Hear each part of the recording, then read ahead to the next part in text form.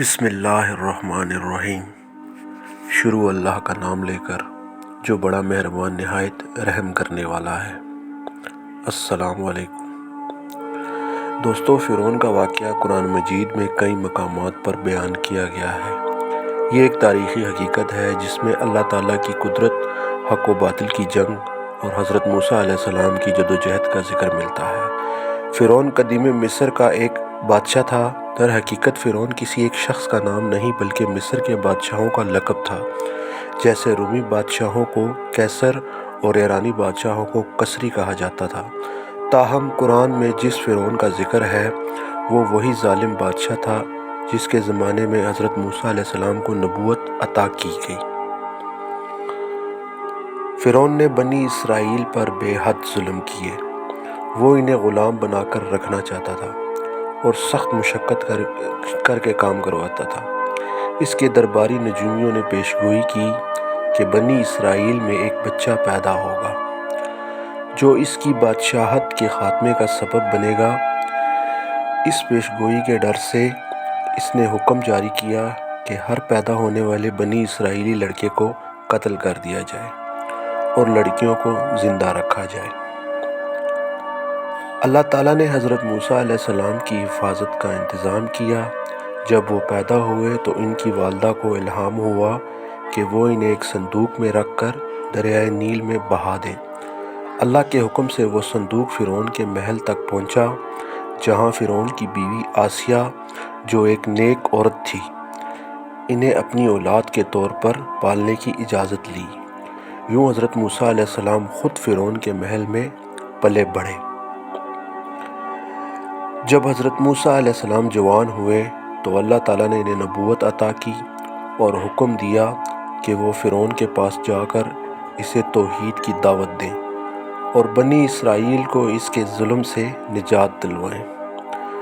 حضرت موسیٰ علیہ السلام نے اپنے بھائی حضرت ہارون علیہ السلام کے ساتھ فرعون کے دربار میں گئے اور کہا، ہم اللہ تعالیٰ کے بھیجے ہوئے نبی ہیں، بنی اسرائیل کو ہمارے ساتھ جانے دو اور اللہ کی بندگی کرو۔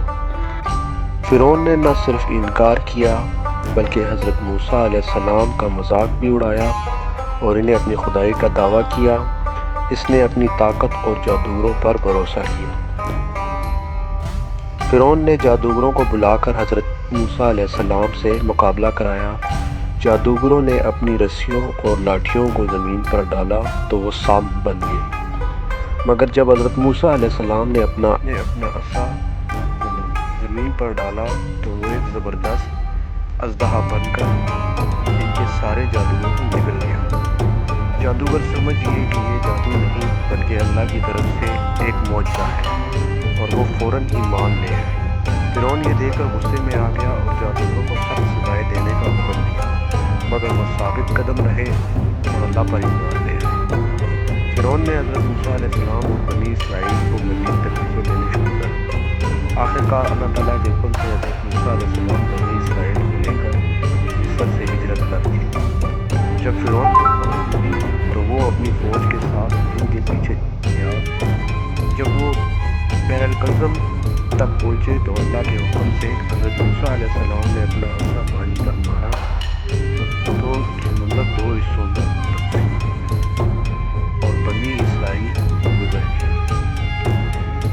جب فرعون اور اس کی فوج اس کے پیچھے سمندر میں داخل ہوئی تو اللہ نے پانی کو دوبارہ ملا دیا اور فرعون اپنی فوج سمیت غرق ہو گیا۔ جب وہ مرنے لگا تو کہنے لگا، اب میں ایمان لاتا ہوں کہ کوئی معبود نہیں سوائے اس کے جس پر بنی اسرائیل ایمان لائے اور میں بھی اللہ بردار ہوں۔ مگر اللہ تعالیٰ نے اس کا ایمان قبول نہیں کیا کیونکہ وہ غرور اور سرکشی میں اپنی آخری حد تک پہنچ چکا ہے۔ قرآن میں اللہ تعالیٰ نے فرمایا کہ فرعون کی لاش کو عبرت کے لیے محفوظ رکھا جائے گا۔ آج ہم تیرے جسم کو بچائیں گے تاکہ تو اپنے بعد والوں کو کی نشانی بن جائے۔ آج بھی فرعون کی لاش مصر کے عجائب گھر میں موجود ہے، جو قرآن کی سچائی کا زندہ ثبوت ہے۔ ناظرین، اس قصے سے ہمیں یہ سبق ملتا ہے کہ کہ غرور اور تکبر انسان کو ہلاکت میں ڈال دیتا ہے۔ اللہ تعالیٰ کی طاقت کے سامنے کوئی فرعون کھڑا نہیں رہ سکتا۔ حق اور باطل کی جنگ میں آخر کار حق ہی غالب آتا ہے۔ اللہ کی مدد ہمیشہ سچے لوگوں کے ساتھ ہوتی ہے۔ ناظرین، اگر آپ کو ہماری ویڈیو اچھی لگی ہو اور آگے مزید اچھی ویڈیو دیکھنے کے لیے ہمارے چینل کو سبسکرائب کریں، لائک کریں اور شیئر کریں۔ یہ یوٹیوب کا نیا چینل ہے، کوئی غلطی کوتاہی ہو بھی ہو تو اس کے لیے معذرت، اور ہمیں آپ کی سپورٹ کی ضرورت ہے۔ انشاءاللہ آگے آپ کے لیے مزید اچھی ویڈیو لاؤں گا، اور اس لیے ہمارے چینل سبسکرائب کریں۔ اللہ نگہبان، اللہ حافظ۔